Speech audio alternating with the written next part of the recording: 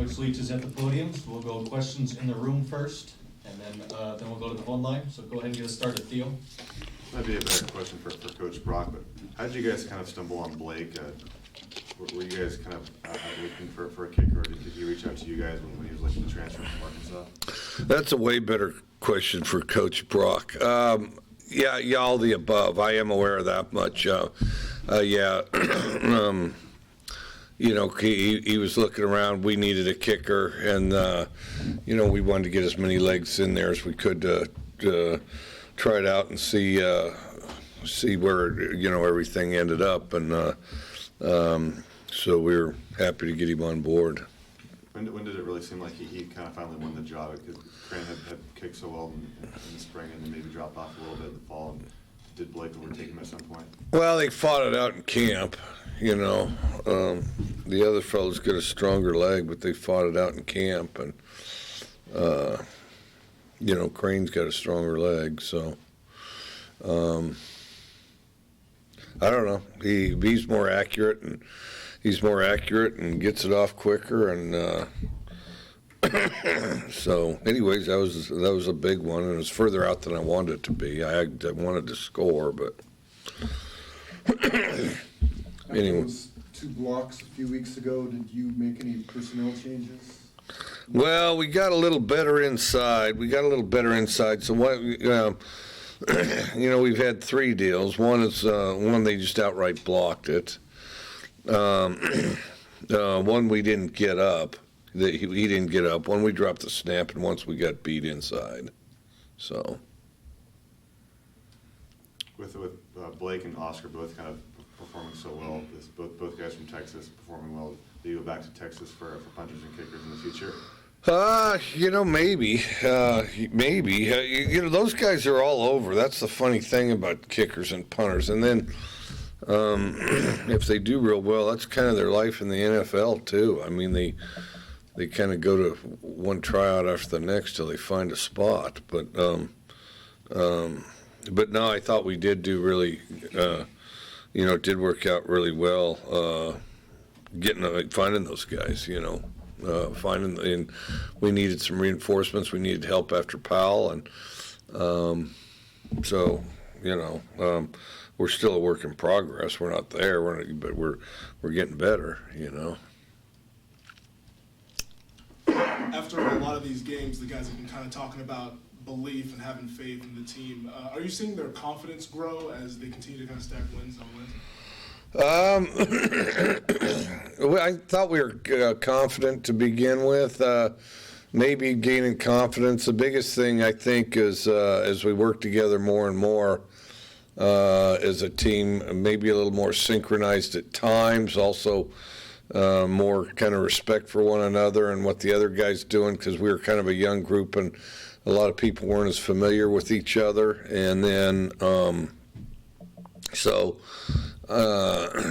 guess the quick way to say would be team unity, I think, is built, and we got a group that works together pretty well, and confidence, I think, is probably a part of that. Is it success that kind of helped build team unity, or is it something else that you've seen? Yeah, success definitely helps, no question, but I also think spending time with one another. I think you also called this group maybe the most coachable team you've had here.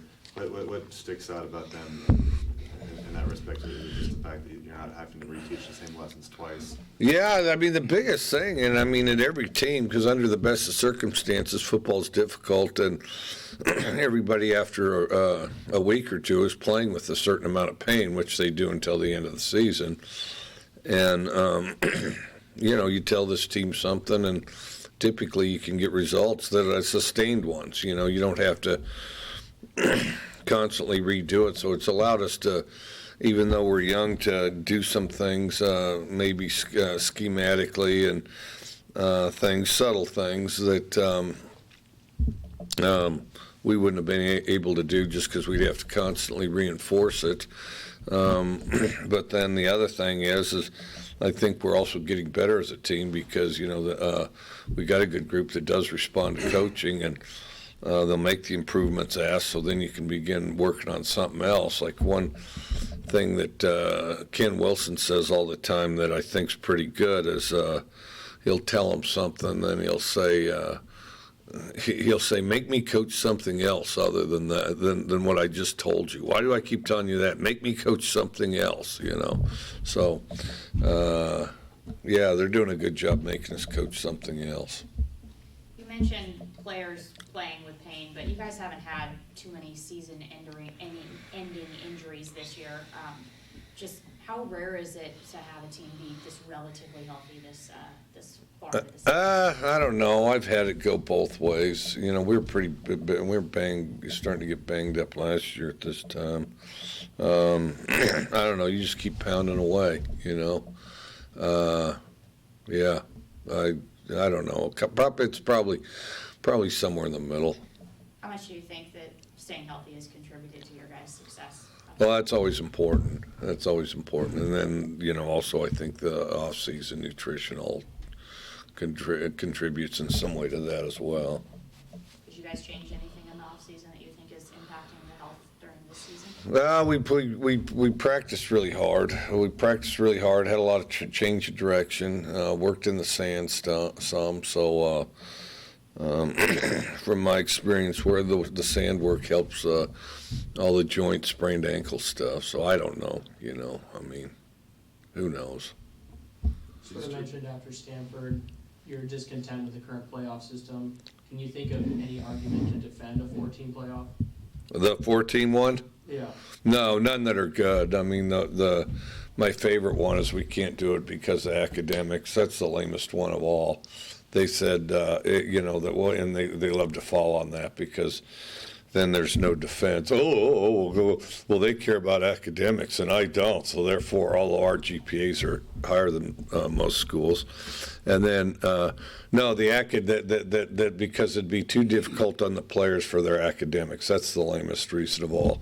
And the reason it's the lamest reason of all is because if you think about when playoffs are, a lot of it would take place when guys are out of school anyway. And yes, there would have to be, you know, some accommodation to maybe the dates of certain finals or something like that. But football's the least intrusive on an academic schedule of any sport. I mean, if that argument holds any water, then you need to get rid of every other sport except for football, which I don't think you should ever do under any circumstances. But football's the least intrusive of all. I mean, you know, you may have to get out of school on a Friday, go play on Saturday, then you're home bright and early, ready to play on Monday, you know. So, no, that somehow it affects their academics in a way that they can't do it more so than some other sport does just automatically. I mean, no, that's the most absurd one of all. Then you know that that somebody just wants it the way they want it, and they'll make up any reason just to see if it sticks. And then you know you're talking to somebody, you know, that just wants I want my way just because, perhaps because I like the money distribution or whatever, and so it should be like this because otherwise you're preying on their academics, and you know, and then of course then they put their hand over their heart, get sanctimonious, and we can't do this, which of course none of that's happening to begin with. So do you think that there are people that are legitimately afraid of an expanded playoff format? I think there's people that are afraid of change. Sometimes it's just as simple as the hassle of change. Sometimes it's as simple as, you know, just the ability to visualize, you know, just the habit that, well, we've always done it this way. It's always been like this. It works out good, which college football does work out good. I mean, college football is great. You have great games. You have great bowl games. You have, you know, all these things combined. And, you know, of course, I would incorporate the bowls with any playoff system, which I think you could do in a really big fashion. You know, but just the vision of, well, I don't know how it would work, you know. Well, I've never seen it done that way, you know. And all those things, I think, create a level of discomfort. And then also, I think that there's a certain amount of how the money will be distributed. You know, it's not so much. I mean, it's indisputable. Playoffs would make a lot more money, but and I don't think anybody can argue that. But in the end how it would be split up. In control of it, I imagine is something that sticks back there a little bit. Do you think current conference alignment, how it is, makes any sense if winning a conference doesn't automatically get you a bid to the playoff? I've always thought conference champions should be in the playoff, no matter who they are, whoever's the conference champion is. And then, and then there's no way to, with just 4 to keep really, really good teams from being in it. And then, so then, you can argue, well, the fairness. Well, there's some really good teams that should be there. Well, obviously there is. Then you can argue just this is fun and captivating for people to watch, fun and captivating for people to enjoy, fun and captivating for everybody to play and prepare for, and just a great experience from the players and coaches' standpoints. So why wouldn't you tee it up and see how it unfolds, So will you be watching tomorrow night when they unveil the first college football playoff rankings then? No, I will not. Somebody will text me, I'm sure. No, I won't. I'll read about it in the paper, so to speak. Do you have any message to the committee as they kind of meet for the first time to kind of sort out the top 25 teams in the country? Because now, people are talking about you guys as maybe the only chance for the Pac-12 to make it to the 14 playoff. I don't know. I'm just worried about beating Cal, All we got to do is worry about beating Cal. Best way to enhance any chances of any scenarios or any hypotheticals is beat Cal. So, we'll just focus on playing Cal as well as we can. Kind of piggybacking off of that, a lot of the same people that are talking about you guys as a fringe college football playoff team were the same people who weren't even projecting you guys to go to a bowl game this year. How does that kind of hit you when you see that happening, when you see those people that didn't think much of your team coming into the season? Just the same thing. All we can control is this week is beat Cal, and if we do that, then we keep making progress. So yeah, no, you can't please everybody. So. Mike, has Desmond taken a step the last couple of weeks? Comment? Yeah, I think he has. I think he started taking steps a couple weeks before that, really. It was kind of funny because, he had an okay camp, but it was just okay. And I actually took him off some plays because I thought, other people were performing better. You want to be the guy we put in on this play, you better be the best at it, And then, so I actually replaced him on some. And so then he was having an okay camp. And then, the first week, then, of course, he starts elevating and gets to where he plays more physical, plays faster and things like that. And which I think was really good, but for his benefit, honestly, he'd have more receptions and have been in on some more stuff if camp was better, because then you improve your skills and develop. But he has been playing impressive lately, I think, and I think he continues to improve. And I think that sometimes what he does physically, because he does have a unique strength to him, I don't think it surprises anybody but him. I think everybody looks and says, well, yeah, of course. And then the only guy surprised is Des, So, but yeah. How'd you guys kind of get that out of him finally? Because he had been pretty big and strong. I yelled and do it again. And, compliments like, what the hell's the matter with you? Stuff like that. So. Well, and then truthfully, I think that he's always, enjoyed football and wanted to be good at it. And then, of course, like I say, sometimes it's hard, but, the difficulty of it's part of the reward. And I think as he realizes that, then, he's gotten better and better. And then I think now he enjoys being a pretty physical guy. Is that the most competitive Z position you've had here, or I guess in Yes. between Aesop and Des? Yeah, I would say that, yeah, and they kind of trade slots as far as who's got the upper hand. I would say that's definitely true. Let's go to questions on the phone line for Coach. Any questions?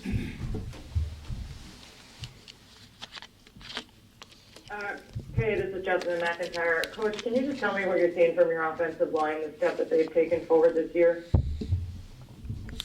Well, we had to get some, basically kind of a tryout, integrate some new faces into that unit. O-line's the most important position on every team, in my opinion. And then, of course, we did that. But I think as they get used to each other, they start to play better because O-line's a very synchronized position.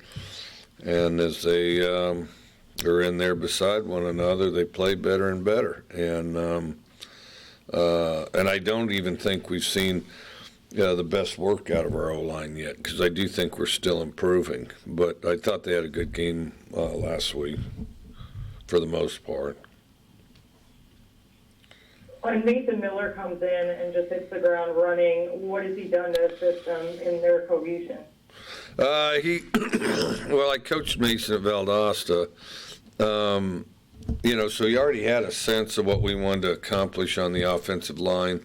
He's always been an offensive line coach, very devoted to the O-line, and that's kind of his deal as O-line. And so I think the dedication and focus and not being distracted with other things has been really benefited Mason as far as developing skills as a coach and being able to really do some good things with that unit and his knowledge base on it. And I think he's really good at generating that to the players in a specific, simple fashion. And then, as I say, we have a pretty coachable group, and the most important group to be coachable is the offensive line. And so I think as a result, we've made some improvements and can still improve because got a lot of upside because we're pretty young there. Finally, Minshew has long said that there's no favorite target. You've got a different receiver almost every game leading the team in reception. Is that something that you worked on, or is it his decision-making in the play? It's his decision-making in the play. We don't work on it specifically. On any play, we want them to all be viable targets. And then, to hit them as they're open. But then the other thing is our hope is that if we spread it out among the players that, makes it difficult on the defense to select who to pay any special attention to. And then hopefully we can keep them singled up. And then, if they double somebody up, go the other guy. Thanks, Coach. Thanks. Any other questions on the phone line for Coach?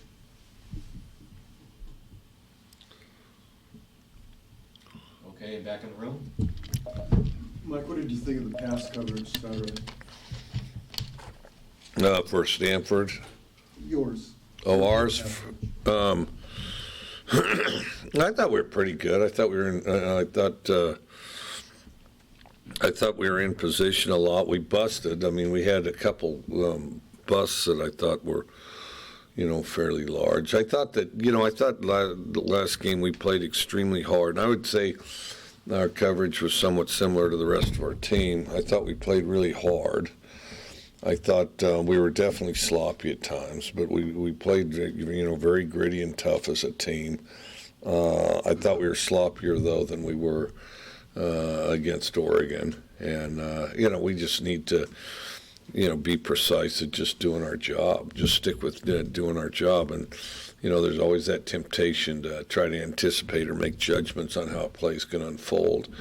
And we have to resist that temptation. I don't think we always did, but I think, whatever we did, we did extremely hard and without hesitation. And so, I think that's pretty accurate. The other thing is they're a tough group to cover because they're so large. And, they keep running that little play, throwing it low, and then going in the fetal position over the ball and happily, notch up their 5 yards or whatever. And, so something positive was happening to him on first down all the time. And, which is pretty effective if you got everybody that big. If you got one guy that big, then you can gang up on him a little bit. But they have, they're just big, huge receivers, so. Looked like Marcus Strong showed some resilience. Yeah, they hung in there. I mean, and then, there were, just without getting myself in trouble, I thought that, some of the plays we had, better technique than showed, Coach, is there any extra motivation going into this Cal game after last year's disappointment in Berkeley? Not really. It's the next one. We got to lock into the next one. I mean, because not a lot that happened last year really transfers to this year. We just got to focus on the right now, this game. So. Are they relatively similar on defense? Yeah, they're exactly the same. Yeah. One of Cal's biggest standout players on defense is Evan Weaver, who's back from Spokane. Did you guys actively try to recruit him? Yeah, we did. He told us no. So, yeah, but they're good on defense. They bounce around on defense. They play hard. They're physical. That's the biggest thing. And then they real sound. And of course, it's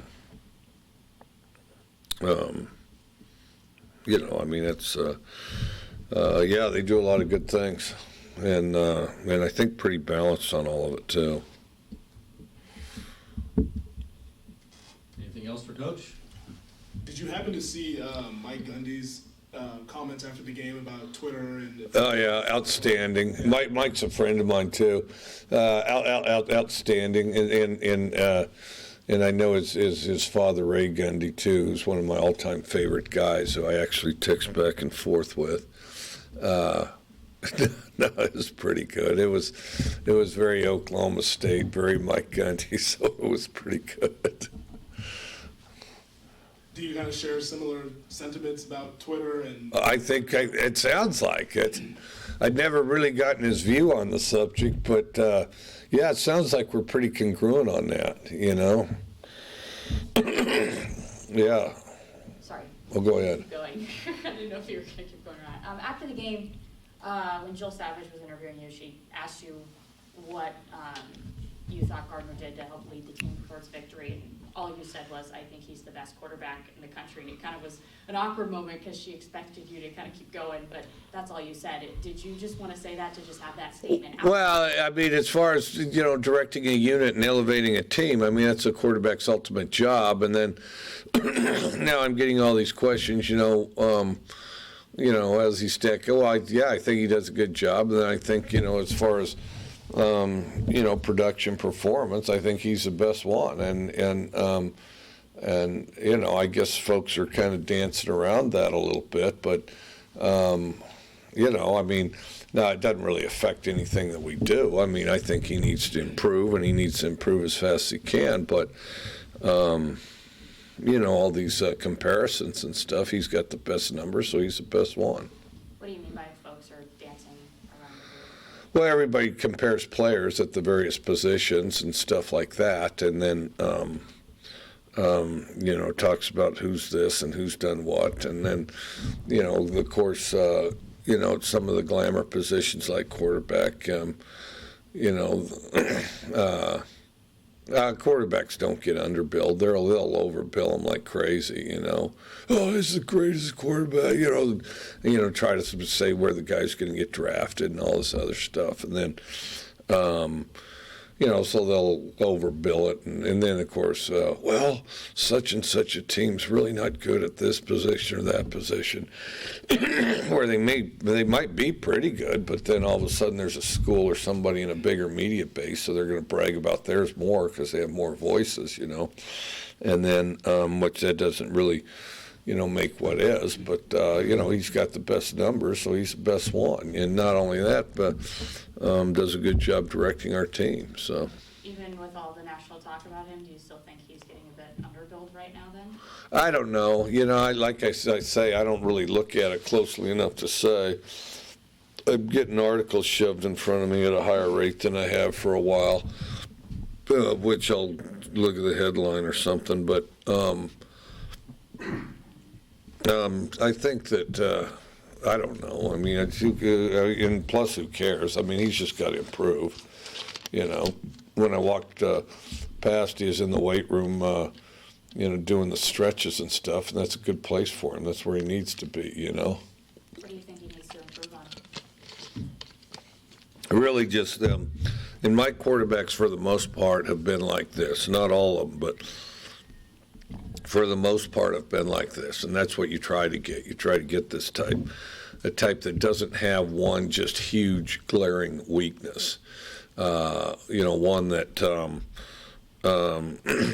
you know, just you want him to improve relatively in every area, you know.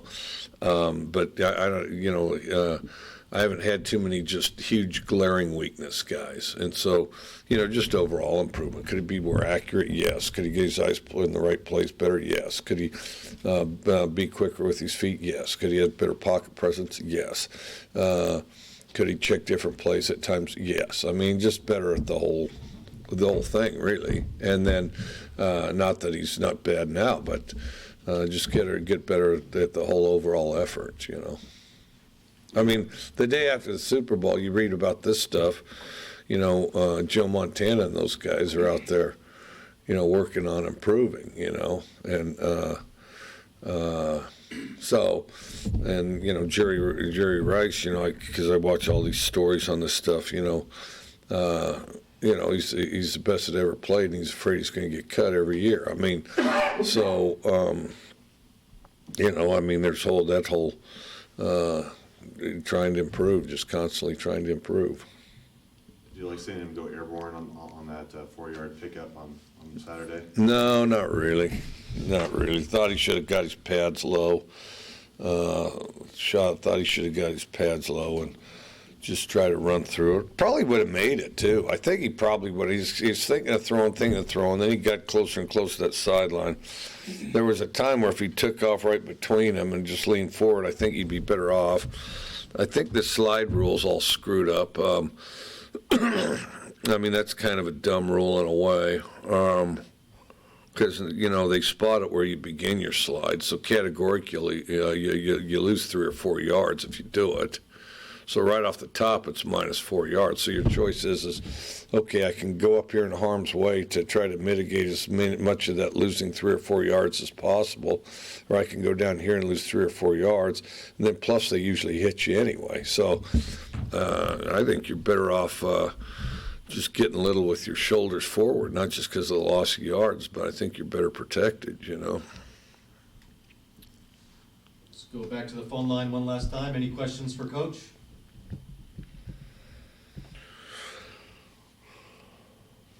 Okay, back in the room. Did you see any other pictures floating around with the Heisman Trophy with the mustache on it or anything? No, I didn't see that. Yeah, no, I got a really cool George Costanza poster. So so I got that in my office. So besides really, that's the only picture that counts anyway. How did you hear about that? They brought it to the office. The guys that made it brought it to the office. They say, hey, we bring it to the office. And then they had some mini pictures. They had me sign them. So, yeah, that's how that thing happened. Is that the best thing in your office now? It's certainly up there. Let me see, what do I got in my office? I got the skeleton from Bobby Knight and Pat Knight. I've got, I got a really cool Geronimo picture, a copy of a photograph from way back in the 1890s where him and the Chiefs are being shipped to Florida, after they surrendered. I got the Sun Bowl trophies in there. I got a really cool pirate ship that somebody sent me, this kind of model wooden pirate ship. I don't, it's on the list.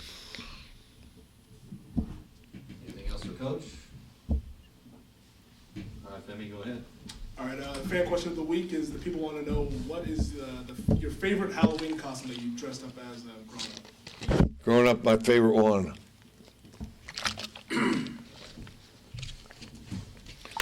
Kind of depends what you're after. I had this one where I had a Grim Reaper one, and that one was outstanding. And back then, it was like you didn't have the Halloween store, which incidentally we didn't. That wasn't in town this year, right? Was that the Halloween store here in town? I didn't see it. They had it the year before, so where you can get some cool skeletons or whatever. Yeah, there's all kinds of cool skeletons. The ironic thing is there's stripper costumes in there. I didn't know you needed a costume first to be a stripper, and yet they have them hanging on right there on the racks, you know. But anyway, back then they'd make them out of sheets. You know, they'd have sheets and everything. So I was a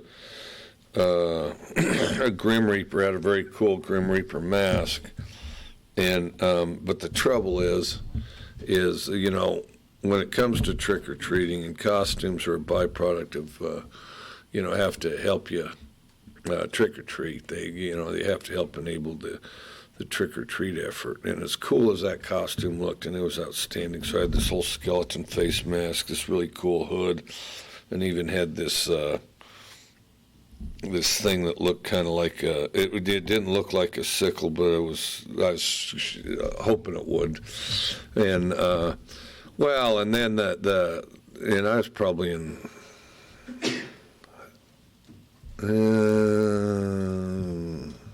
second grade maybe. And son of a gun, my face got all sweaty behind the mask, and I couldn't move, and so it wasn't a good trick-or-treating outfit, as cool as it looked. The best one probably was this vampire one.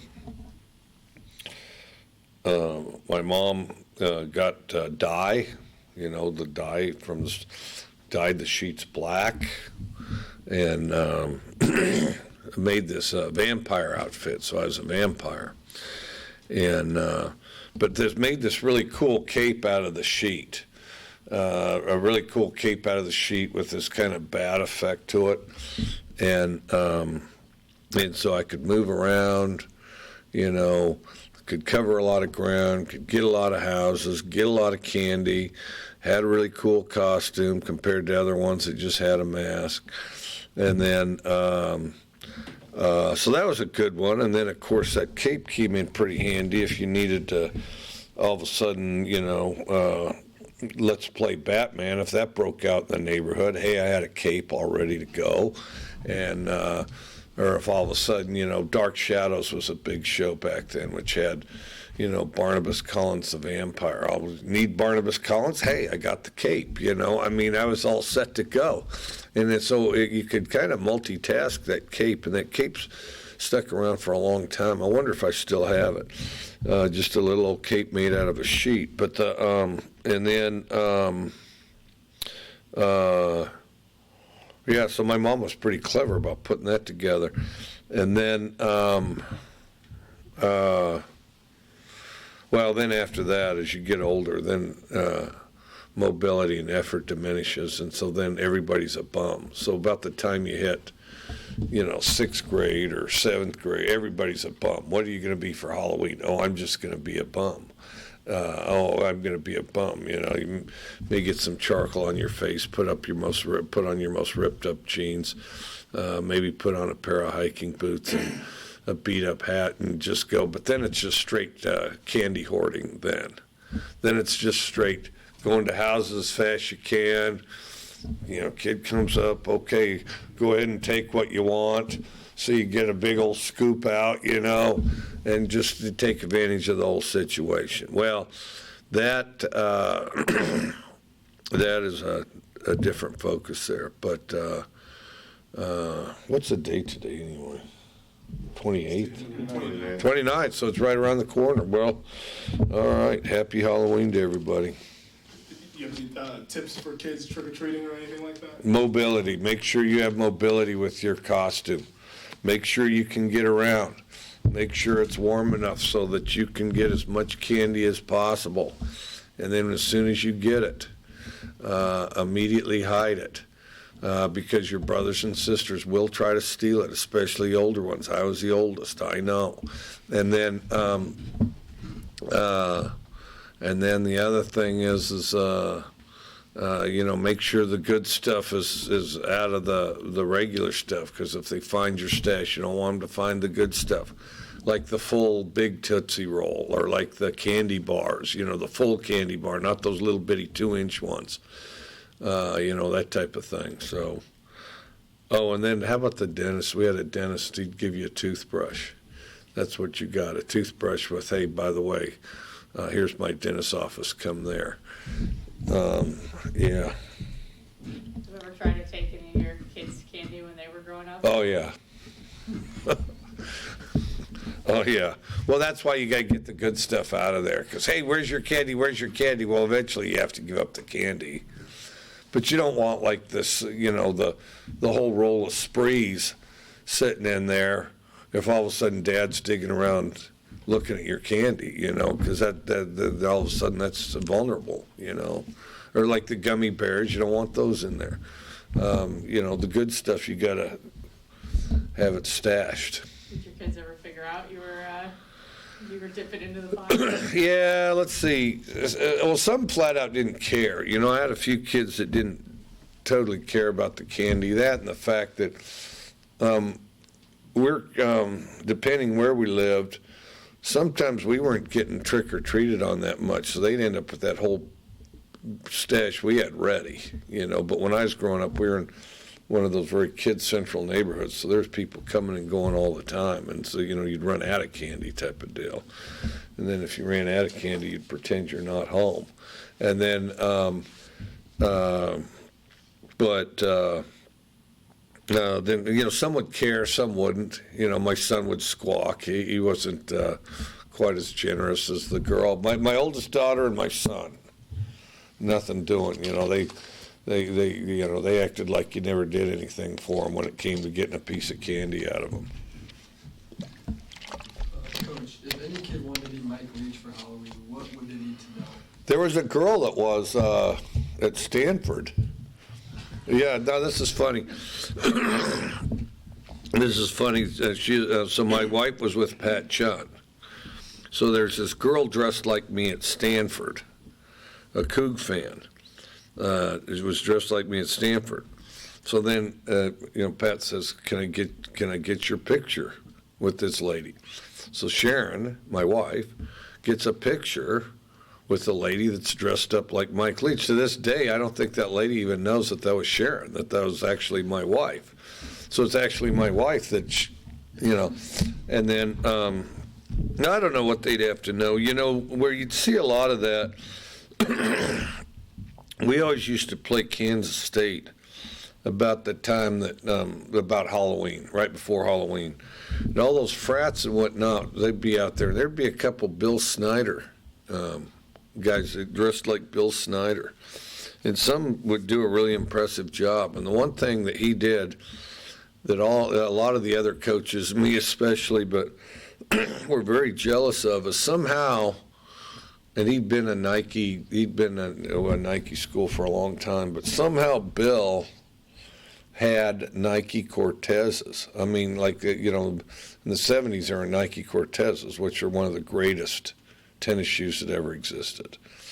And somehow, some way, and you can, if you really search for them, you can occasionally get them now, but there was a dark couple decades where you couldn't get any Nike Cortezes, period. And somehow Bill always had purple Nike Cortezes. I mean, the white shoe with the purple stripe out there, Nike Cortezes. And I don't know where he got them. I mean, I assume he called up Phil Knight and said, "Here, make me a deal," or whatever. And then probably had a whole box of them, like Schroeder on Charlie Brown has a whole stack of pianos in there. I'll bet Bill's got a whole closet full of Nike Cortezes. And then, and I'd ask him out there on the field. He never would tell me where exactly he got them or how he got them. But and I was extremely jealous. Other coaches were too.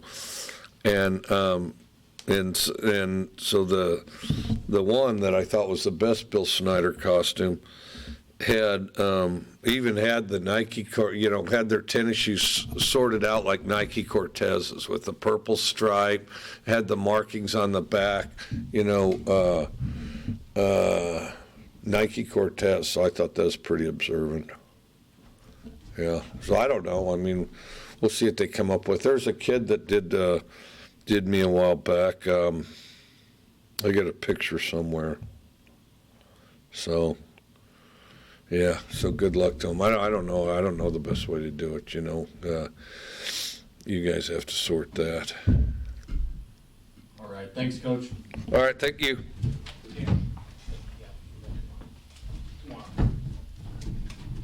After practice tomorrow. Go ahead and tap me now.